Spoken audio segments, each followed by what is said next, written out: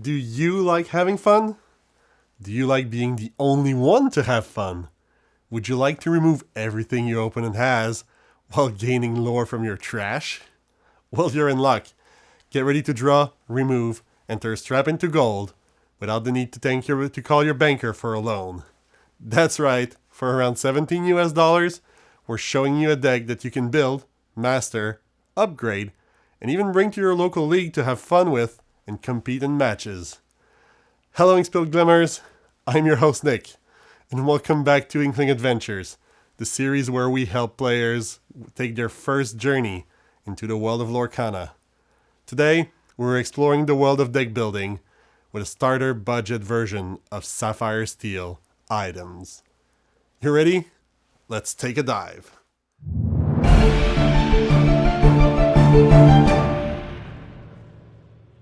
Sapphire Steel has been one of the staple meta decks for a few sets now, and luckily, the version that we can do on a budget is fairly close in terms of gameplay experience and patterns to the competitive decks, so it's a really good entry into the world of competitive on a budget.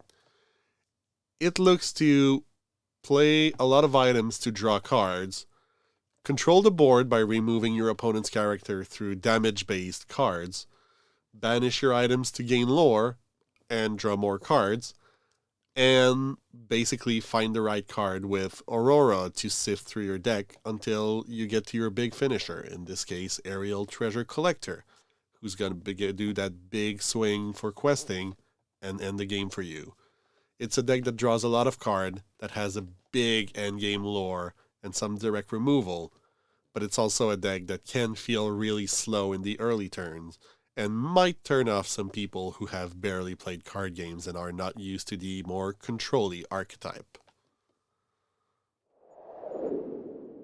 Just like in the competitive version of the deck, the first thing we want to do with this deck is basically nothing.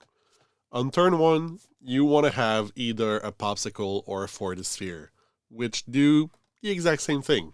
They're inkable, they're 1-drops, they're items, and when they come down, you draw a card. So the only thing you want to do turn 1 is put something on the board that's an item and that draws you a card back. You also have some Bell's House as a location that costs 1, but you don't want to play them turn 1 because they're vulnerable and are not going to bring you any value for at least 2 turns. So leave her there, try not to have her in your opening hand, and come back to it later. The same can be said for the other location of the deck, Ariel's Grotto. She brings you 2 lore at the beginning of each turn if you have 3 or more items in play. So maybe wait a little while before using her. She's not, you're not going to have 3 items turn 1 or 2, so keep her away from the opening hand. Now, on turn 2, depending on what you're facing, you have a few options. If you're facing a deck that plays a 1 or 2 drop character that is really threatening, you might look for Baboon, an action that deals 2 damage to chosen character or location, pure removal.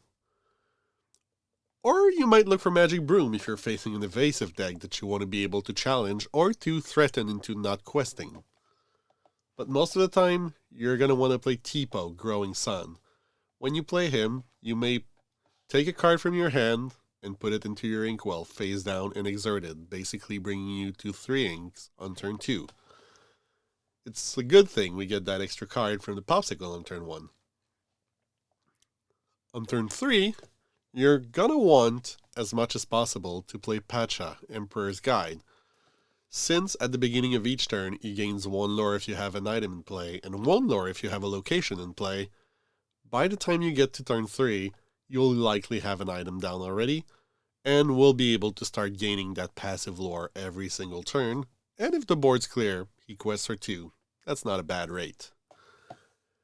We also have Tridon, Discerning King, who you could play on 3, but is going to be a lot more useful down the line when we have more items. That being said, if he is what you have, and you have a lot of cheap items in your hand, you can start putting them down and exerting him to gain 3 lore every turn. That's going to demand removal from your opponent. But if you're the one needing removing, then Let the Storm Rage On might be what you're looking for. Deals 2 damage to chosen character, lets you draw a card.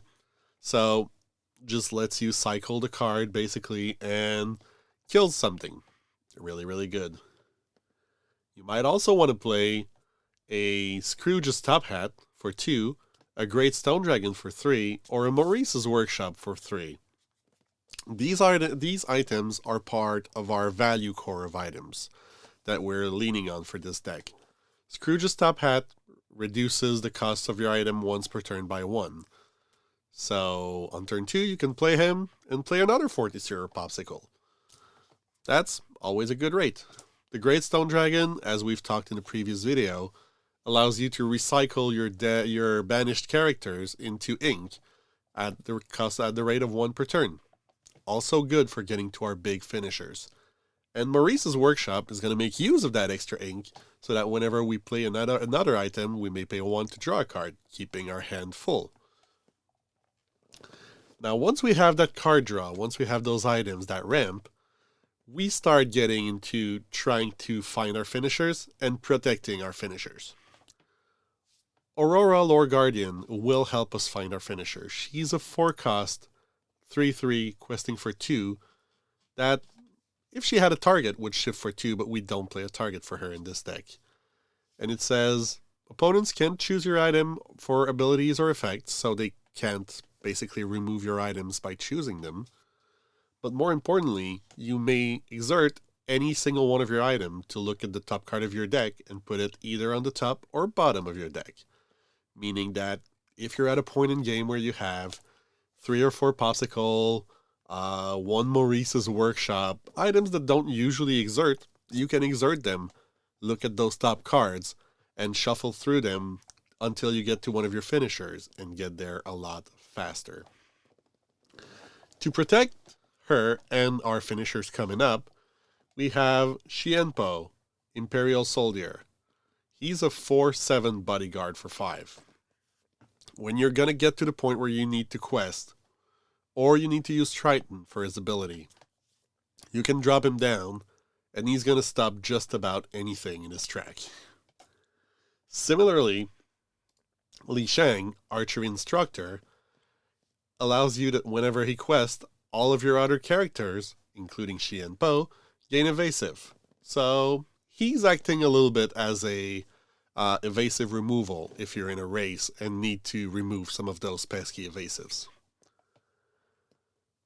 Similarly, Simba Fighting Prince at the top hand has the ability Step Down or Fight, that when you play him, and whenever he banishes another character in a challenge during your turn, you may choose to draw 2 cards and discard 2 cards, nice card selection, or deal 2 damage to chosen character, which might banish it. So he's there really to protect your board and remove whatever threats you might have while you find and use your finisher.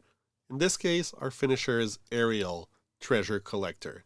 She's a 3/4 for 6 uninkable that quests for 3.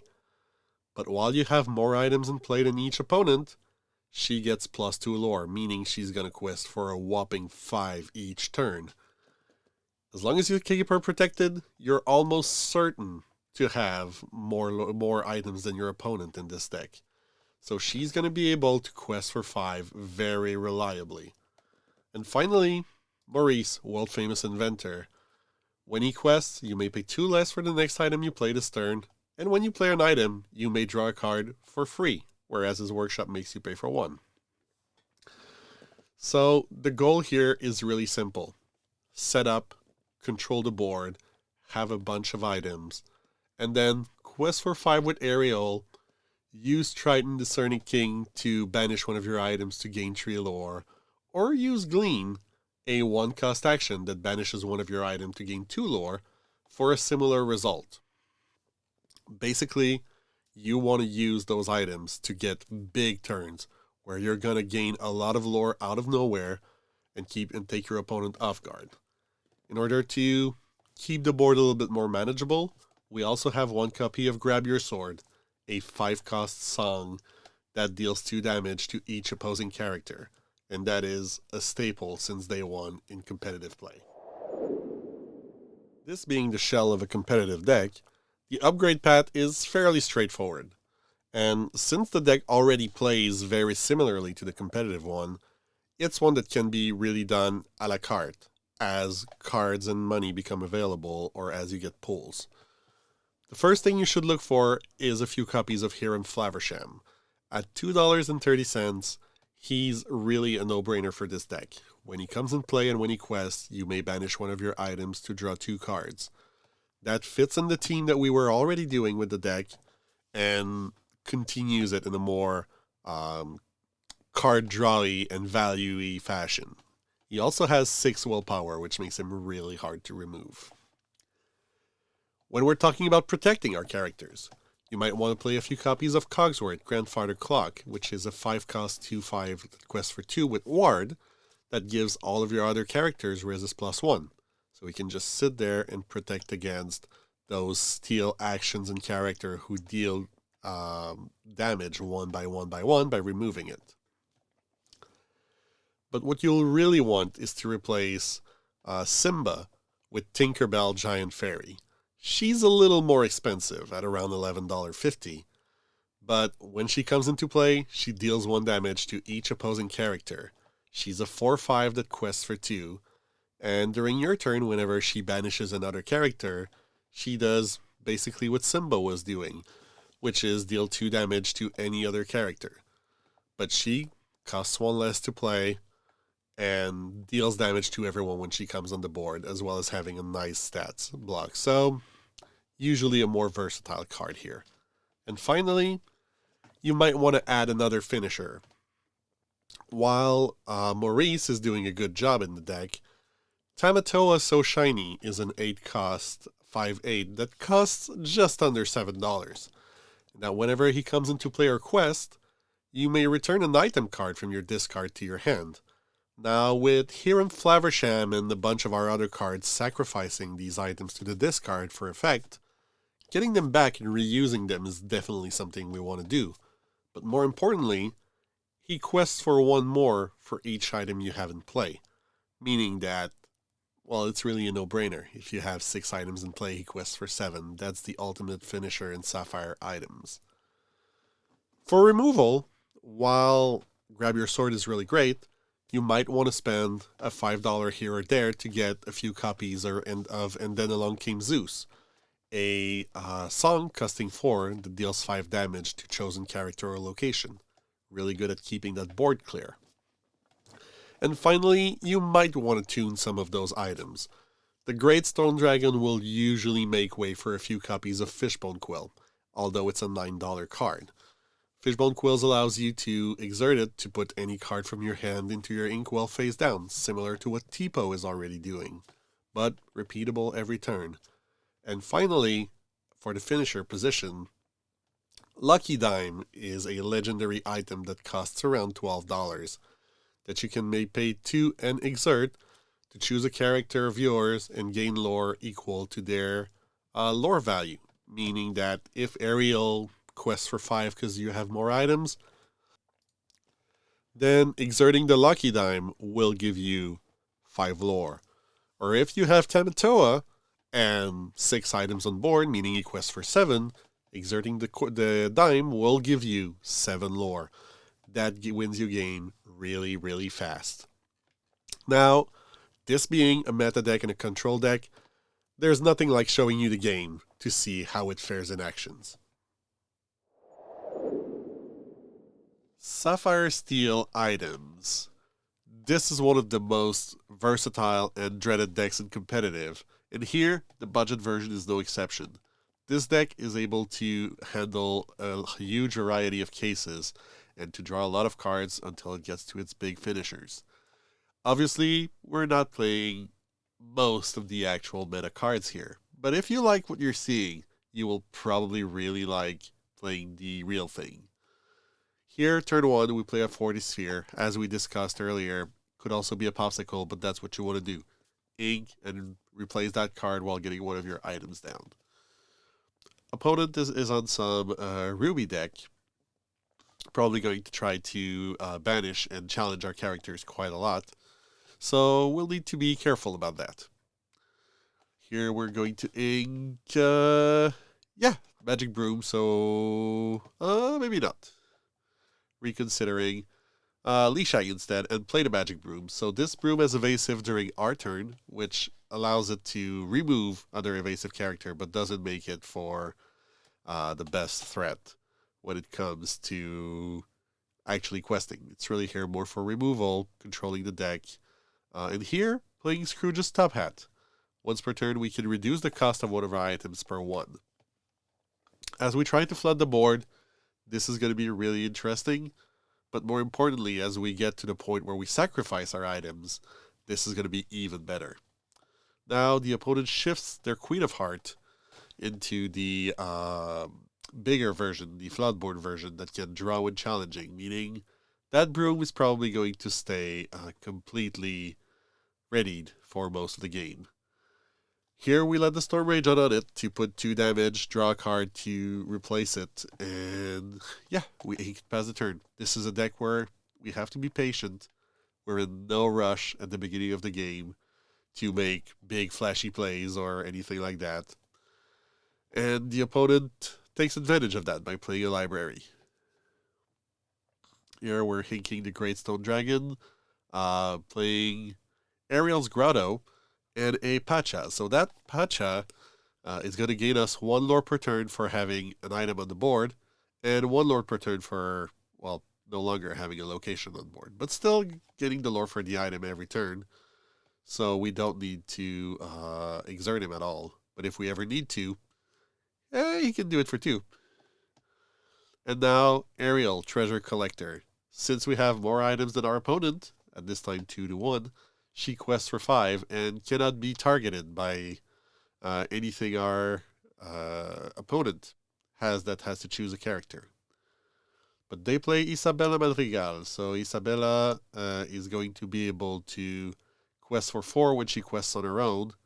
Ooh, but there we play 2 Tritons, so that might become really interesting, as those Tritons will be able to exert to banish one of our items and draw and gain 3 lore. So our finisher is almost all assembled here, but they're putting down an Elsa that is going to be able to exert our characters and make them vulnerable. So we need a really good top deck here, getting 1 lore from the Pacha.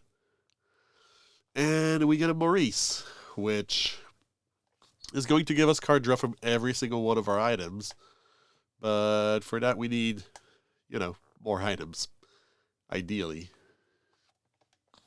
Here, considering whether to use the Tritons, but first, quest with the Ariel since we have more items than our opponent, and then activate the 2 Tritons to get us all the way to 17 in a turn, putting basically forcing our opponent to answer it and having a Maurice already up that is going to quest for 2 next turn.